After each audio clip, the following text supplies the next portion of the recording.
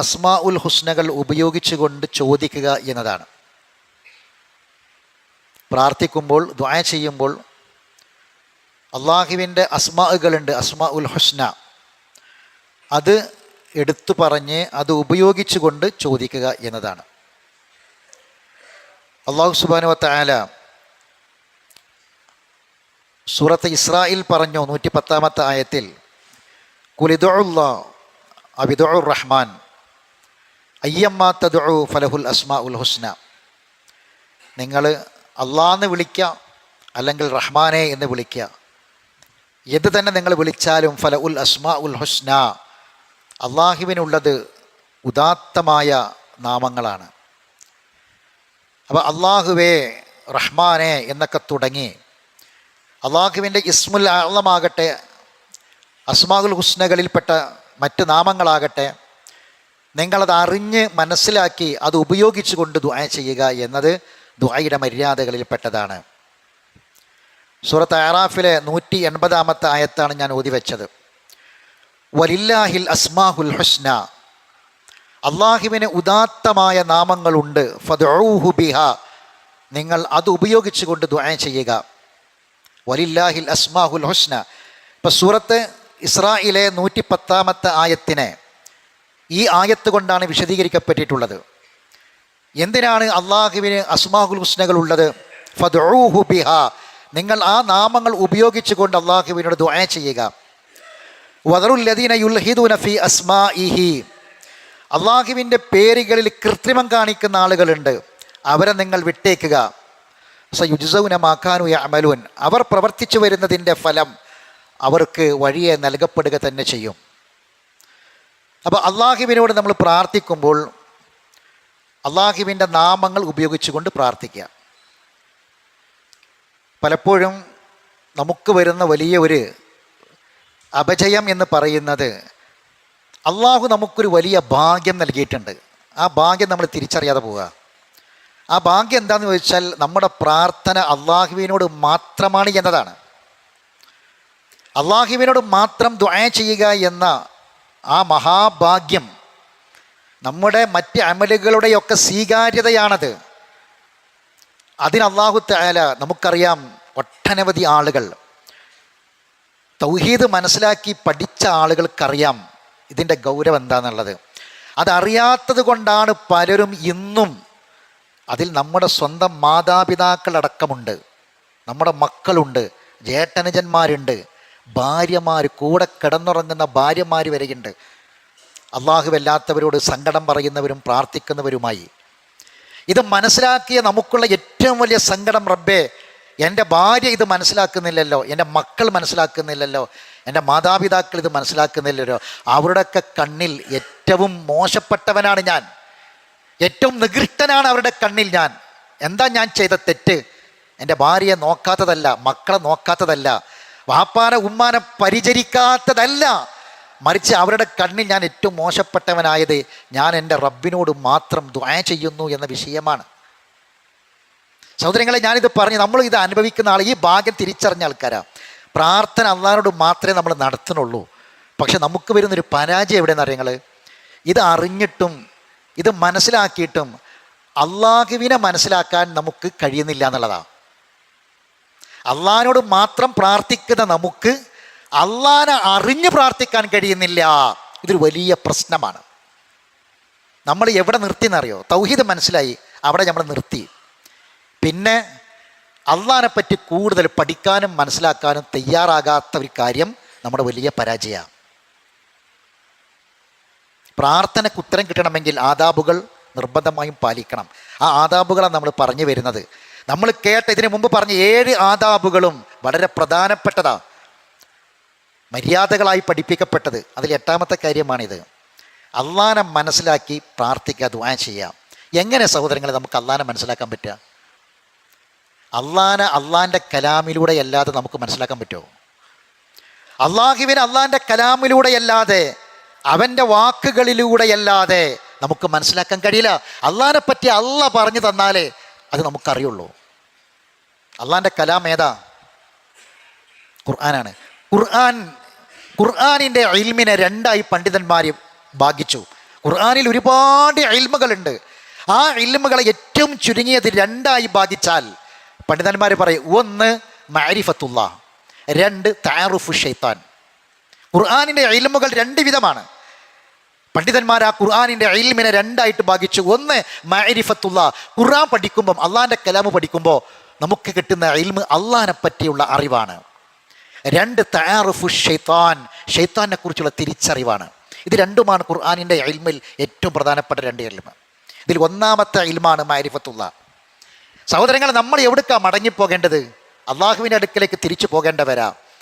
ആ റബ്ബിനെ നമ്മൾ അറിയണ്ടേ, ആ റബ്ബിനെ നമ്മൾ മനസ്സിലാക്കണ്ടേ. അതിനു വേണ്ടി നമ്മൾ എത്ര സമയമാണ് ചെലവഴിച്ചത്?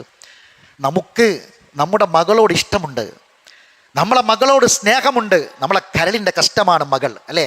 അവൾക്കൊരു ഇണയെ അന്വേഷിക്കുന്ന സമയത്ത് നമ്മൾ എത്ര അന്വേഷിക്കും ആ വ്യക്തിയെക്കുറിച്ച്? ആ വ്യക്തിയെ അറിയാൻ നമ്മൾ എത്ര ശ്രമിക്കും? ആ വ്യക്തിയെ അറിയാൻ വേണ്ടി നമ്മൾ ഏതൊക്കെ മാർഗം ഉപയോഗപ്പെടുത്തും? എങ്കിൽ നമ്മളെ പൊന്നു മകളേക്കാൾ, നമ്മളെ ദുനിയാവിലുള്ള മുഴുവൻ വസ്തുക്കളെക്കാളും നമുക്ക് ഏറ്റവും പ്രിയപ്പെട്ട റബ്ബിനെ അറിയാനും മനസ്സിലാക്കാനും നമ്മൾ എത്ര സമയം മാറ്റിവെച്ചിട്ടുണ്ട് ജീവിതത്തിൽ? ആ റബ്ബിലേക്ക് തിരിച്ചു പോകുന്നതിന് മുമ്പ് നമ്മൾ ആലോചിക്കണ്ടേ എത്ര സമയം മാറ്റി വെച്ചിട്ടുണ്ട്? റബ്ബിനെ അറിയാൻ റബ്ബിൻ്റെ കലാമിലൂടെ അല്ലാതെ പറ്റൂല. ഖുർആൻ ഇങ്ങനെ വായിച്ചു നോക്കൂ, ഓരോ ആയത്തുകളും അവസാനിക്കുന്നത് അള്ളാഹിൻ്റെ നാമങ്ങൾ പറഞ്ഞാണ്. അള്ളാഹ് സമീആണ്, ബസീറാണ്, അലീമാണ്, അള്ളാഹ് ഖബീറാണ്, ആലിമുൽ ഗൈബി വശഹാദയാണ്, റഹ്മാനാണ്, റഹീമാണ്. ഇങ്ങനെ പറഞ്ഞുകൊണ്ട് ഇങ്ങനെ ഖുർആൻ ഒരു പേജ്, ഇന്ന് ജുമാ കഴിഞ്ഞിട്ട് ഒരു പേജ് നിങ്ങളൊന്ന് മറിച്ച് നോക്ക് സഹോദരങ്ങളെ, ഇരുന്നിട്ട് എത്രയാണ് ഒരു പേജിൽ അള്ളാഹിൻ്റെ നാമം പറഞ്ഞതെന്ന്, അള്ളാഹിൻ്റെ അസ്മാഉൽ ഹുസ്ന പറഞ്ഞതെന്ന് എത്ര എണ്ണം നമുക്കറിയും? ഇത് അറിഞ്ഞാലുണ്ടാകുന്ന ഗുണങ്ങൾ എന്താണെന്നറിയോ? തഖ്വയുണ്ടാകും, ഖുശൂ ഉണ്ടാകും. ഞാൻ സൂറത്ത് അറാഫിലെ ആ ആയത്ത് ഓതി വെച്ചപ്പോൾ അയ്യമ്മ തദൂമ്, നിങ്ങൾ കുലിദു അല്ലാഹു അബ്ദുർ റഹ്മാൻ എന്ന് പറഞ്ഞില്ലേ, അതിനെ തൊട്ട് മുകളിലുള്ള ആയത്ത് നിങ്ങളൊന്ന് പോയിട്ട് പരിശോധിക്കണം. സൂറത്ത് ഇസ്രായിൽ അൽക്കഫിന് നേരെ മേലെ, അൽക്കഫ് മറിച്ചിട്ട് അതിൻ്റെ പേജ് അപ്പുറം നോക്കിയാൽ മതി. അവിടെ അള്ളാഹ് പറയാണ്, അള്ളാഹുവിനെ പറ്റി മനസ്സിലാക്കി ഓർത്തിട്ട് ഖുശൂഓട് കൂടി അവർ സുജൂദ് ചെയ്യും. ഖുശൂഓട് കൂടി സുജൂദ് ചെയ്തിട്ട് യബ്കൂന, അവർ കരയും. വയസീദുഹും ഖുശൂ, ഖുശൂ വർദ്ധിക്കും. എന്നിട്ട് അവർ കരയും. അവർ പറയും, സുബ്ഹാന റബ്ബിന ഇൻ കാന വഅദു റബ്ബിന ലമഫ്ഊല, ഞങ്ങൾ റബ്ബ് എത്ര പരിശുദ്ധനാണ്, സുബ്ഹാനല്ലാഹ് എത്ര പരിശുദ്ധനാണ്, അവൻ്റെ വാഗ്ദാനം നടപ്പിൽ വരിക തന്നെ ചെയ്യും എന്നവർ കരഞ്ഞുകൊണ്ട് പറയും. അവർക്ക് ഖുശൂ വർദ്ധിക്കും. ഇത് പറഞ്ഞതിന് ശേഷമാണ് അള്ളാഹു ഈ ആയത്ത് പറഞ്ഞത്, കുലിദുല്ലാഹ് അവിദുർ റഹ്മാൻ. സഹോദരങ്ങളെ, അള്ളാഹുവിനെ പറ്റിയുള്ള അറിവാണ് നമ്മുടെ എല്ലാ ഗുണങ്ങളിലേക്കും നമ്മളെ എത്തിക്കുന്നത്. നമ്മുടെ തഖ്വയും ഖുശൂഉം ഭക്തിയും എല്ലാം അള്ളാഹിനെ പറ്റി അറിയുമ്പോൾ ഈമാൻ ഇങ്ങനെ വർദ്ധിക്കും. ആലിമുൽ ഗൈബി വശഹാദ, അത് വന്ന സ്ഥലങ്ങളുണ്ട് ഖുർആനിൽ, ഒന്ന് മറിച്ചു നോക്കി നിങ്ങൾ. അള്ളാഹു ആലിമുൽ ഗൈബി വശഹാദയാണ് എന്ന് പറഞ്ഞ ആയത്തുകൾ പരിശോധിച്ചാൽ രഹസ്യമായോ പരസ്യമായോ നമുക്ക് തെറ്റ് ചെയ്യാൻ കഴിയില്ല. നമ്മുടെ രാവും പകലും ഒരുപോലെയായിരിക്കും, രഹസ്യവും പരസ്യവും ഒരുപോലെയായിരിക്കും. അതിനെന്ത് വേണമെന്നറിയോ? അള്ളാഹു ആലിമുൽ ഗൈബി വശഹാദയാണെന്ന് അറിയണം. അത്തരം വിഷയങ്ങൾ പറയുന്നിടത്താണ് അള്ളാഹിൻ്റെ ആ നാമം പ്രയോഗിച്ചിട്ടുള്ളത്. അള്ളാഹിൻ്റെ റഹ്മത്ത് കൊതിക്കുന്ന ആൾക്കാരാണ് നമ്മൾ, ആഗ്രഹിക്കുന്ന ആൾക്കാരാണ് നമ്മൾ, റഹ്മത്ത് ചോദിക്കുന്ന ആളുകളാണ് നമ്മൾ. അള്ളാഹുവേ അർജു റഹ്മത്തക്, ഇത് പറയാത്ത പ്രഭാതം ഉണ്ടോ നമുക്ക്? പ്രഭാതത്തിലെ പ്രാർത്ഥനയാണ്, അർജു റഹ്മത്തക് വലാ തഖിൽനി ഇലാ നഫ്സി തറഫത ഐനിൻ. പടച്ചോനെ, ഒരു കണ്ണിമ വെട്ടുന്ന സമയം പോലും എൻ്റെ കാര്യം എന്നെ സ്വന്തം ഏൽപ്പിക്കല്ലേ പടച്ചോനെ. വഅസ്ലിഹി ലി ശൈഇനി കുല്ല, എൻ്റെ എല്ലാ കാര്യം നീ നന്നാക്കിക്കൊണ്ട റബ്ബേ. എൻ്റെ ആരോഗ്യം, എൻ്റെ മക്കളെ കാര്യം, എൻ്റെ കുടുംബത്തിൻ്റെ കാര്യം, എൻ്റെ പ്രശ്നങ്ങൾ നീയല്ലാതെ, നീ അറിയുന്നത് പോലെ അറിയുന്നവൻ മറ്റാരുണ്ട്? സ്വന്തം ഭാര്യ അറിയാത്ത കാര്യങ്ങൾ റഹ്മാനായ റബ്ബ് അറിയുന്നുണ്ട്. മാതാപിതാക്കൾ അറിയാത്ത, മക്കൾ അറിയാത്ത പലതും റഹ്മാനായ റബ്ബ് അറിയുന്നുണ്ട്, അല്ലേ? ആ റബ്ബിനോട് നമ്മൾ പറയാണ്, റബ്ബേ നിൻ്റെ റഹ്മത്ത് ഞാൻ ആഗ്രഹിക്കുകയാണ്. ഒരു കണ്ണിമ വെട്ടുന്ന സമയം പോലും എൻ്റെ സ്വന്തം കാര്യം എന്നെ ഏൽപ്പിക്കല്ലേ പടച്ചോനെ, എൻ്റെ എല്ലാ കാര്യവും നന്നാക്കിക്കൊണ്ട പടച്ചോനെ. ഇത് പറയുന്ന നമുക്ക്, ആ റഹ്മത്ത് ചോദിക്കുന്ന ആഗ്രഹിക്കുന്ന നമുക്ക്, അർജു റഹ്മത്തക് എന്ന് പറയുന്ന നമുക്കറിയോ ഖുർആനിൽ അള്ളാഹു റഹ്മാനാണ് റഹീമാണെന്ന് എത്ര തവണ പറഞ്ഞിട്ടുണ്ട്, എവിടെയൊക്കെ പറഞ്ഞിട്ടുണ്ടെന്ന്? റഹ്മത്തുള്ള, അള്ളാഹുവിൻ്റെ റഹ്മത്ത് എന്ന സിഫത്തിൽ നിന്ന് വന്ന നാമമാണ് അർ റഹ്മാൻ അർ റഹീം. 57 തവണ ഖുർആനിൽ അർ റഹ്മാൻ എന്നും അതിനെ നേരെ ഇരട്ടി 114 തവണ ഖുർആനിൽ അർ റഹീം എന്നും പറഞ്ഞിട്ടുണ്ട്. അള്ളാഹിൻ്റെ റഹ്മത്ത് ആഗ്രഹിക്കുന്ന നമ്മൾ റഹ്മാനായ റബ്ബിനെക്കുറിച്ച്, റഹീമായ റബ്ബിനെക്കുറിച്ച് അറിയണം, പഠിക്കണം. എന്നിട്ടാണ് റബ്ബിനോട് ചോദിക്കേണ്ടത്. ഇന്ന ലില്ലാഹി തിസ്അത്തും വതിസ്ഇന ഇസ്മ. റസൂൽ പറയും അള്ളാഹുവിന് 99 നാമങ്ങളുണ്ട്. മിഅ ഇല്ലാ വാഹിദ എന്ന് പറഞ്ഞാൽ 100-ൽ 1 കുറവ്, 99 നാമങ്ങളുണ്ട്. വമൻ അഹ്സാഹാ ദഖലൽ ജന്ന. ആരെങ്കിലും അത് ക്ലിപ്തപ്പെടുത്തിയാൽ സ്വർഗത്തിൽ കടന്നു. ഈ ഹദീസിനെ വിശദീകരിച്ചുകൊണ്ട് മുഹദ്ദിസുകൾ പറയാണ്, എന്താണ് വമൻ അഹ്സാഹാ ദഖലൽ ജന്ന എന്ന് പറഞ്ഞാൽ, ഈ നാമങ്ങൾ ക്ലിപ്തപ്പെടുത്തിയാൽ അവൻ സ്വർഗത്തിൽ കടന്നു. അള്ളാഹുവിൻ്റെ നാമങ്ങൾ അറിഞ്ഞ് പഠിച്ച് മനസ്സിലാക്കി കൃത്യമായി അത് ഉൾക്കൊണ്ടുകൊണ്ട് അവൻ്റെ നാമങ്ങൾ ഉപയോഗിച്ച് ഒരാൾക്ക് പ്രാർത്ഥിക്കാൻ കഴിഞ്ഞാൽ സംശയം വേണ്ട, ദഖലൽ ജന്ന, സ്വർഗത്ത് കടന്നു. അസ്മാഉൽ ഹുസ്നൻ്റെ ചാർട്ട് വാങ്ങിയിട്ട് തൂക്കാനല്ല പറഞ്ഞത്. നമുക്കുള്ള പണി എന്താ വെച്ചാൽ അസ്മാഉൽ ഹുസ്ന കിട്ടും, നല്ല ഭംഗിയിൽ ഫ്രെയിം ചെയ്തത് കിട്ടും. അത് കുടിക്കലിൽ കൊണ്ടുപോകുമ്പം നമ്മൾ സമ്മാനം കൊടുക്കും, കിട്ടിയത് ഭയങ്കര കാര്യമായിട്ട് ചുമരുമ്പോൾ തൂക്കും ചെയ്യും. അസ്മാഉൽ ഹുസ്ന തൂക്കും, ചാർട്ട് തൂക്കും, അതിൻ്റെ ബോർഡ് തൂക്കും. എന്നിട്ട് അതിൻ്റെ ബർക്കത്ത് ആഗ്രഹിക്കും, പ്രതീക്ഷിക്കും. അങ്ങനെ ചാർട്ട് തൂക്കേണ്ടതും ബോർഡ് തൂക്കേണ്ടതും ഫ്രെയിം ചെയ്ത് സൂക്ഷിക്കേണ്ടതുമല്ല അള്ളാഹുവിൻ്റെ അസ്മാഉൽ ഹുസ്ന. അതറിയണം, പഠിക്കണം. ഓരോ വാക്കുകളും അള്ളാഹു ഖബീറാണ്, സൂക്ഷ്മമായി അറിയുന്നവനാണ് എന്ന് പറയുമ്പം നമ്മളിൽ ഉണ്ടാകുന്ന ഒരു ഈമാനുണ്ട് സഹോദരങ്ങളെ. അള്ളാഹു അലീമും ബിദാത്തി സുദൂർ, നിങ്ങളെ മനസ്സുകളിൽ ഒളിപ്പിച്ച് വെച്ചത് അറിയുന്നവനാണ് അള്ളാഹു എന്ന് നമ്മൾ പറയുമ്പോൾ സഹോദരങ്ങൾ അതിൽ വലിയ ആശയമുണ്ട് എന്ന് മനസ്സിലാക്കാൻ നമുക്ക് സാധിക്കണം.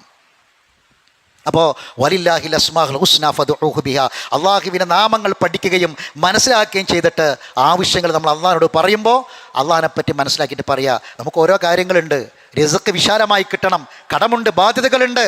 പടച്ചവനെ ഇനിയും ബാധ്യതകളിലേക്ക് പോയാൽ പ്രയാസമാണ്. റാസിക്കായ റബ്ബേ, റസാഖായ റബ്ബേ, റിസ്ക് വിശാലമാക്കി കൊണ്ട പടച്ചവനെ, റഹ്മാനായ റബ്ബെ എനിക്ക് റഹ്മത്ത് കൊണ്ട പടച്ചോനെ, വഫാറായ തൗവാബായ റബ്ബെ എൻ്റെ തൗബ സ്വീകരിക്ക്, എൻ്റെ പാപങ്ങൾ പൊറുത്തു കൊണ്ട റബ്ബേ. ഇങ്ങനെ പറയാൻ അള്ളാഹുവിൻ്റെ നാമങ്ങൾ ഉപയോഗിച്ചുകൊണ്ട് പ്രാർത്ഥിക്കാനുള്ള ഇൽമിലേക്ക് നമ്മൾ എത്തിയാൽ സഹോദരങ്ങൾ, അത് പ്രാർത്ഥനയുടെ മര്യാദകളിൽ പെട്ടതാണ്. 9ാമത്തെ മര്യാദ അൽ ബദു ബിൽ ഹംദി അവി സനാ, ഹംദ് കൊണ്ടും സനാ കൊണ്ടും തുടങ്ങുക എന്നതാണ്. എന്താണ് ഹംദ് കൊണ്ടും സനാ? നബി സല്ലല്ലാഹു അലൈഹി വസല്ലമ ഒരു ഹദീസിൽ കാണാം, ഇമാം തുർമുദി റിപ്പോർട്ട് ചെയ്യുന്ന ഹദീസിൽ, ഇത് ദഖല റജുലുൻ ഫസല്ല, ഒരാൾ വന്നിട്ട് നിസ്കരിക്കാൻ നിന്നു. അങ്ങനെ നിസ്കാരം കഴിഞ്ഞതിന് ശേഷം ഫഖാല അല്ലാഹു മഗ്ഫിർലി വർഹംനി, അല്ലാഹു മഗ്ഫിർലി വർഹംനി എന്ന് പറഞ്ഞു. ഫഖാല നബി സല്ലല്ലാഹു അലൈഹി വസല്ലം, അപ്പോൾ നബി പറഞ്ഞു, അജ്ജൽത അയ്യുഹൽ മുസല്ലി, നിസ്കാരക്കാരാ നീ ധൃതി കാണിച്ചു. ഇദാ സല്ലൈത ഫഖഅത ഫഹ്മദില്ലാ ബിമാ ഹുവ അഹ്ലഹു വസല്ലി അലയ്യ സുമ്മ ദഉ. നിസ്കാരക്കാരാ നീ ധൃതി കാണിക്കരുത്, നിസ്കാരം കഴിഞ്ഞ് അവിടെ ഇരുന്നിട്ട് ഹംദ് ചൊല്ലണം. ഹംദിനും സ്തുതിക്കുമൊക്കെ അർഹതപ്പെട്ട ആളുകൾ അവർക്കൊക്കെ അത് കൊടുക്കണം. എൻ്റെ പേരിൽ സ്വലാത്ത് ചൊല്ലണം, സുമ്മ ദുഉ, എന്നിട്ട് ദുആ ചെയ്യണം. അപ്പോൾ ഹംദും സ്വലാത്തും ചൊല്ലിക്കൊണ്ടായിരിക്കണം നമ്മൾ പ്രാർത്ഥിക്കണം. പ്രാർത്ഥനയുടെ മര്യാദയാണ്. നമ്മൾ എന്ത് പ്രാർത്ഥിക്കുകയാണെങ്കിലും അൽഹംദുലില്ലാ വസ്സലാത്തു വസ്സലാമു അലാ റസൂലില്ലാ അങ്ങനെ തുടങ്ങിയിട്ടുള്ള ഹംദും സ്വലാത്തും ചൊല്ലിക്കൊണ്ട് പ്രാർത്ഥന ആരംഭിക്കുക. നിങ്ങൾ നോക്കി, ഏത് പ്രാർത്ഥനയും റസൂലുള്ളാഹി സ്വല്ലല്ലാഹി അലൈഹി വസല്ലം പഠിപ്പിച്ച പ്രാർത്ഥനകളൊക്കെ എടുത്തു നോക്കിയാൽ നമുക്ക് കാണാൻ കഴിയുമതൊക്കെ. ഇപ്പോൾ നമ്മൾ 17 തവണ പ്രാർത്ഥിക്കുന്ന പ്രാർത്ഥന ഏതാ? 17 തവണ നിർബന്ധമായിട്ട് പ്രാർത്ഥിക്കേണ്ട പ്രാർത്ഥന ഇഹ്ദിന സിറാത്തൽ മുസ്തഖീം സിറാത്തൽ ലദീന അൻഅംത അലൈഹിം. അത് പ്രാർത്ഥന, അതുകൊണ്ടാണ് അവസാനം ആമീൻ പറയണത് അല്ലേ? അത് തുടങ്ങണത് എങ്ങനെ? അൽഹംദുലില്ലാഹി റബ്ബിൽ ആലമീൻ അർറഹ്മാനിർ റഹീം മാലികി യൗമിദ്ദീൻ. ഇതൊക്കെ പറഞ്ഞിട്ടാണ്, ഹംദ് പറഞ്ഞിട്ടാണ് തുടങ്ങണത്. റബ്ബിൻ്റെ നാമങ്ങൾ എടുത്ത് പറഞ്ഞിട്ടാണ്, അസ്മാഉൽ ഹുസ്ന എടുത്ത് പറഞ്ഞിട്ടാണ് നമ്മൾ ഇയ്യാക നഅ്ബുദു വ ഇയ്യാക നസ്തഈൻ എന്ന് സമ്മതിച്ചതിന് തൗഹീദ് അംഗീകരിക്കുന്നവരാണ് എന്ന് സമ്മതിച്ച് അള്ളാഹിനെ പറ്റി മനസ്സിലാക്കിയിട്ടാണ് നമ്മൾ എന്ത് പറഞ്ഞത്? ഇഹ്ദിന സിറാത്തൽ മുസ്തഖീം എന്ന് പറയുന്നത്. തൗഹീദ് അംഗീകരിച്ചാൽ മാത്രം പോരാ, അള്ളാഹിനെ പറ്റി ആദ്യം മനസ്സിലാക്കിയിട്ടാണ് പിന്നെ തൗഹീദ് അംഗീകരിക്കുന്നത്, എന്നിട്ട് പ്രാർത്ഥിക്കുക എന്നതാണ്. രാത്രി നിസ്കാരങ്ങളൊക്കെ നിങ്ങൾ എടുത്തു നോക്കി, നബി സല്ലല്ലാഹു അലൈഹി വസല്ലം രാത്രി നിസ്കാരങ്ങളിലൊക്കെ ഈ ഹംദ് ഇങ്ങനെ പ്രാർത്ഥനയ്ക്ക് ഉത്തരം കിട്ടുന്ന പ്രത്യേക സമയങ്ങളിലൊക്കെ ഹംദ് വർദ്ധിപ്പിക്കുക. അല്ലാഹുമ്മ ലക്കൽ ഹംദ് അൻത മലിക്കുസ് സമാവാതി വൽ അർളി വമൻ ഫീഹിന്ന, അല്ലാഹുമ്മ ലക്കൽ ഹംദ് അൻത ഖയ്യിമുസ് സമാവാതി വൽ അർളി വമൻ ഫീഹിന്ന, അല്ലാഹുമ്മ ലക്കൽ ഹംദ് അൻത നൂറുസ് സമാവാതി വൽ അർളി വമൻ ഫീഹിന്ന, അല്ലാഹുമ്മ ലക്കൽ ഹംദ് അൻത ഖാലിഖുസ് സമാവാതി വൽ അർളി വമൻ ഫീഹിന്ന, അല്ലാഹുമ്മ ലക്കൽ ഹംദ് അൻത റബ്ബുസ് സമാവാതി വൽ അർളി വമൻ ഫീഹിന്ന. അങ്ങനെ പറഞ്ഞിട്ട് ഹംദ് ഇങ്ങനെ ആവർത്തിച്ച് പറയണം. അപ്പോൾ പ്രാർത്ഥിക്കുമ്പം ഹംദും സ്വലാത്തും ഒക്കെ ചൊല്ലിയിട്ടായിരിക്കണം നമ്മൾ പ്രാർത്ഥിക്കേണ്ടത്. അതും പ്രാർത്ഥനയുടെ മര്യാദകളിൽ പെട്ടതാണ്. അല്ലാഹു സുബ്ഹാനഹു വ തആല പ്രാർത്ഥനയ്ക്ക് ഉത്തരം കിട്ടുന്ന ആളുകളിൽ നമ്മളെ എല്ലാവരെയും ഉൾപ്പെടുത്താൻ അനുഗ്രഹിക്കുമാറാവട്ടെ.